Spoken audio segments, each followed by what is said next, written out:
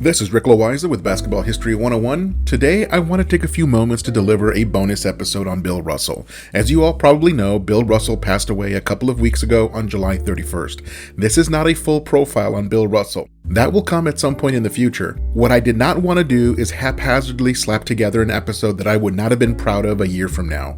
And you deserve our best, and so does Bill Russell. But I did want to share a few thoughts on the man who has more championship rings than any other player in NBA history. If you have been listening to this podcast for any length of time, then you know that I got bitten by the basketball bug when I was around 10 or 11 years old, and I could not get enough of NBA basketball. It was around the same time that I went over to my local public library in Southern California, and I noticed a book called Second Wind by Bill Russell. I checked it out and was mesmerized by the contents. Russell talked about his experiences in Boston as a young professional athlete in the late 1950s. I began to check out every book the library had on basketball history. I started going to used bookstores. For this die-hard Lakers fan, it was Bill Russell that lit the fire on my hunger for knowledge on basketball history. I am forever in debt to Bill Russell for leading me down this path and sparking my passion for basketball. He was and forever will be one of the most influential players in NBA history.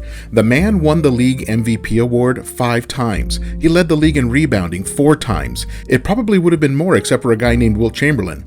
He won the NBA championship 11 times in just 13 seasons. For those last 2 championships, he was also the head coach in addition to being the starting center.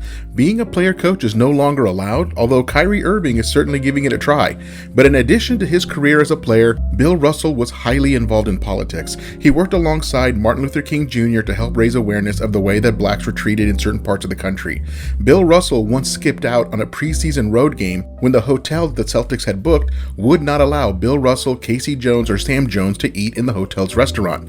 They said that they would be happy to send up room service, but that they could not be seated in the restaurant because it was only for white people. Russell notified coach Red Auerbach that the 3 of them were leaving and heading straight back to Boston, and that the team could play the preseason game without them. They had Auerbach's full support, and the Celtics never booked that hotel again. He was a tremendous leader on and off the court, which is why when Red Auerbach retired from coaching at the end of the 1966 season to become the full-time general manager of the club, he handpicked Bill Russell to be the next head coach. Auerbach said that besides himself, there was no better coach for Bill Russell than Bill Russell. He was laser focused on winning every basketball game he played in. Championships were the only thing that mattered to him as far as basketball was concerned. He was once asked why he cared so much about championships. He responded that the championship trophy is the only award that the NBA gives out that is not the result of a vote. And I stopped to think about that for a second.